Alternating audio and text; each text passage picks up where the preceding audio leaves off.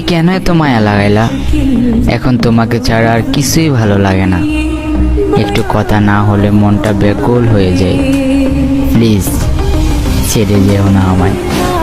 সত্যি আমি খুব বেশি ভালোবাসি তোমায়।